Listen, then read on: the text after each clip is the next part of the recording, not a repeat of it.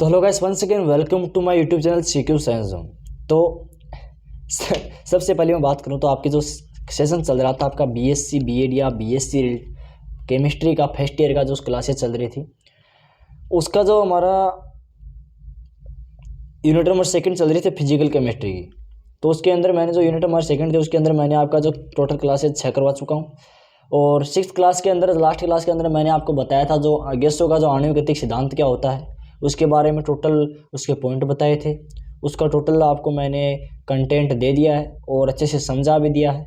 और उसी के अकॉर्डिंग मैंने आपको जो अणुगतिक सिद्धांत होता है वो क्या होता है, उसकी सीमाएं बता दी, उसके मुख्य बिंदु बता दिए क्या क्या होते हैं, और अणुगतिक समीकरण क्या होता है, उसको कैसे उत्पन्न करते हैं, वो मैंने आपका पिछली क्लास के अंदर डिस्कशन कर दिया है। और यदि आपने वो वीडियो नहीं देखा है तो आप प्ले लिस्ट में जाकर के देख सकते हैं। वहाँ पर आपको BST first year physical chemistry की आपको प्ले लिस्ट मिल जाएगी। उसमें आपको एक एक टॉपिक आराम से स्टार्टिंग से मिल जाएगा। ठीक है, तो आई होप सभी को एक बार फिर से सभी को क्लासेस अच्छी लग रही होंगी और एक बार फिर से आप सभी का वेलकम है मेरे चैनल पर। ठीक है, तो शुरुआत करता हूँ आज इस सेशन की। आज का हमारा सेशन वो होने वाला, वो भी आपका जो क्लास नंबर 7 था वो होने वाली है।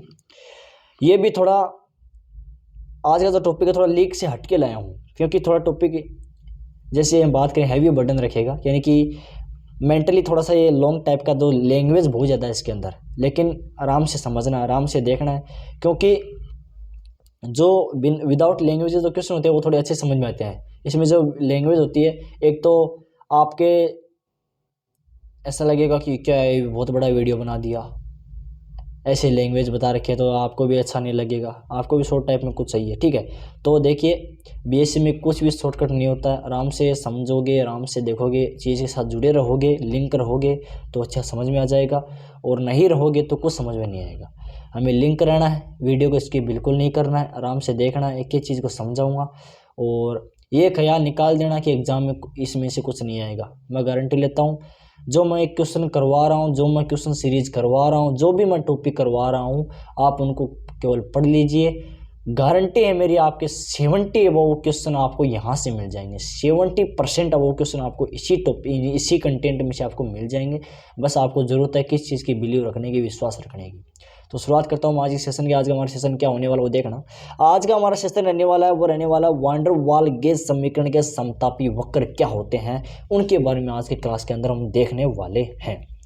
तो हमारा टॉपिक क्या है, थोड़ा पेचीदा है, थोड़ा लीक से हटके है, थोड़ा लॉन्ग टाइप में रहेगा, थोड़ा लैंग्वेज टाइप में रहेगा। आराम से देखना, डिस्टर्ब बिल्कुल स्किप मत करना, स्किप करोगे कुछ नहीं समझ आएगा, पहले बोल दे रहा हूँ।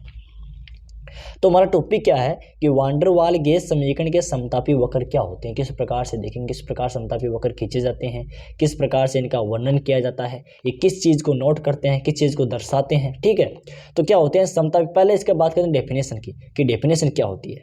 वान डेर वाल समीकरण की सहायता से किसी गैस के लिए बनाए गए समतापी वक्र वान डेर वाल गेज समतापी वक्र कहलाते हैं। सीधा सिंपल परिभाषा, सीधा सिंपल डेफिनेशन है, क्या है कि देखना कि वान डेर वाल समीकरण की सहायता से किसी गैस के लिए, अब वान डेर वाल समीकरण है PV बराबर nRT, उसकी सहायता से ही क्या बनाया गया, किसी गैस के लिए कोई समीकरण बनाया गया, कोई गैस समतापी वक्र बनाया गया, और वही वक्र क्या कहलाते हैं, आपके वान डेर वाल गैस समतापी वक्र कहलाते हैं। ठीक है, अब हमें ज्ञात क्या करना है, वान डेर वाल समीकरण हमने बताया था, वो क्या बताया था कि एक मोल के लिए वान डेर वाल समीकरण हमने क्या ज्ञात किया था, P plus A/V², V minus का B इक्वल टू RT, या फिर PV बराबर nRT।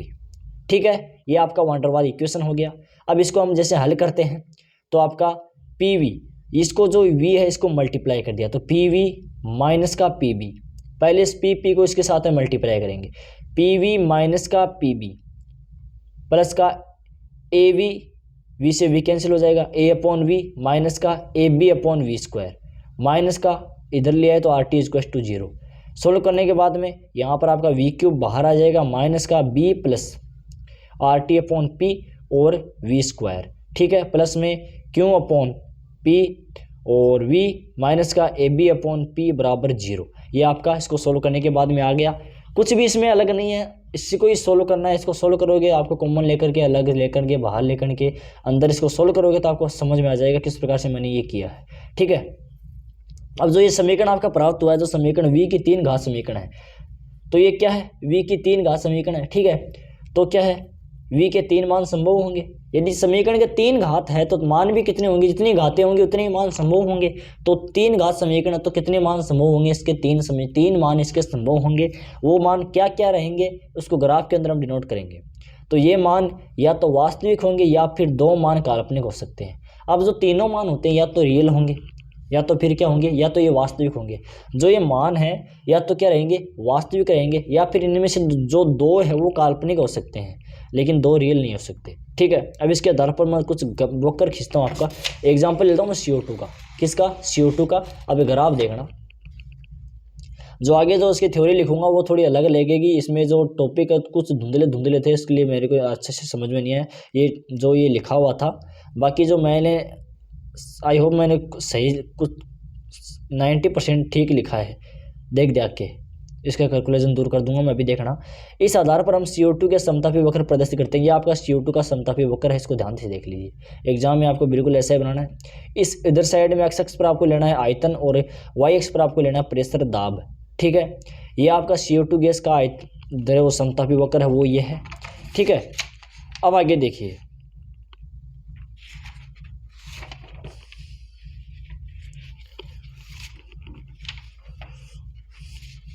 अब इन वक्रों की तुलना यदि प्रायोगिक प्रणाली समतापी वक्रों से की जाती है। क्वेश्चन क्या है कि इन वक्रों की तुलना यदि प्रायोगिक समतापी वक्रों से की जाती है तो दोनों में समरूपता दिखाई देती है। अब जो वक्र हैं ये मैंने आपको वक्र दिखाए हैं, जो ये वक्र हैं इनकी जो तुलना मैं यदि किसके साथ करूं, जो प्रायोगिक वक्र होते हैं, जो प्रयोगशाला में निर्दिष्ट मानों से जो वक्र प्राप्त होते हैं, उनकी तुलना इनके साथ में की जाए तो जो लगभग ये इनकी जो समरूपता दिखाई देगी, यानी कि समान से दिखाई देंगे। ठीक है, ये सभी वक्र लहरदार भाग के होते हैं, और जो मैंने आपको दिखा भी रखा है, ये वक्र से क्या होते हैं, लहरदार होते हैं। ठीक है, 31.0 से समतापी वक्र की तुलना करने पर पाया जाता है कि प्रायोगिक वक्र के भाग KJ तथा IH द्रव गैस की अवस्था दर्शाते हैं। अब 31.0 ये आपका 31.0 है, इधर से आपका शुरू हो गया, और वक्र तुलना वक्र भाग KZ, यहाँ पर K मैंने डिनोट नहीं किया है, Z डिनोट नहीं किया है, और IH भी डिनोट नहीं किया है। ठीक है, IH द्रव का गैस अवस्था दर्शाते हैं, जो कि AM और FG के समरूप है। जो इसमें जो AM और FG है, ये आपका AM और FG है, ये आपका F है और ये G है, ये आपका A है और AM है, इन दोनों के समरूप ही है। ठीक है, वक्र में प्रयोगों द्वारा FE व CM। अब वक्र में क्या करना है आपका, प्रयोगों द्वारा जो FE और CM अलग अलग, ठीक है, उनका क्या करना है मैंने नोट नहीं किया है, सॉरी। ठीक है, CM भाग प्राप्त किए जाते हैं, परंतु ये भाग अति संतृप्त वाष्प अति संतृप्त द्रव अवस्था को प्रदर्शित करते हैं, जो कि वाष्प एवं द्रव दोनों के मित्र स्थायी होते हैं, यानी कि बीच के अवस्था के होते हैं, न तो वाष्प होते हैं न ही द्रव होते हैं। ठीक है, ये सिंपल सा ऐसा ही वरना ऐसे ही इसकी थ्योरी है। बाकी इसको नॉर्मल से आप कर सकते हैं। जो डायग्राम यदि आपको आ गया ना, तो इस डायग्राम के अंदर आपको देख लेना है ये डायग्राम किस टाइप से है, इधर से ये इधर से ये है। ठीक है, और इसके ऊपर आपको थ्योरी लिख देनी है, आराम से नंबर आपके आ जाएंगे। जरूरी नहीं है कि वो वाला लिखें आप। ठीक है, इसकी ये डायग्राम के अकॉर्डिंग थ्योरी लिख देनी है आपको, और इनको नोट कर देना, ABCDEFG जो ग्राफ है इनको नोट कर देना, और उन ग्राफ के अकॉर्डिंग आपको थ्योरी इसकी लिख देनी है। आपका क्वेश्चन कभी गलत नहीं होगा।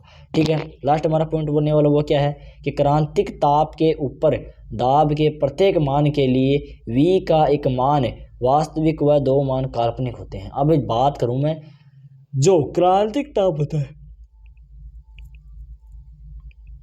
क्रांतिक ताप होता है उसके ऊपर क्या होता है, जो दाब होता है वो प्रत्येक मान के लिए क्या होता है, V का एक मान वास्तविक और 2 मान क्या रहेंगे आपके काल्पनिक रहेंगे। ये मैंने आपको पहले ही बताया कि एक मान वास्तविक रहेगा, दोनों मान वास्तविक नहीं रहेंगे, 2 मान काल्पनिक हो सकते हैं, या फिर तीनों मान समान होंगे। ठीक है, तो ये थोड़ा सा अजीब सा इसका थ्योरी था।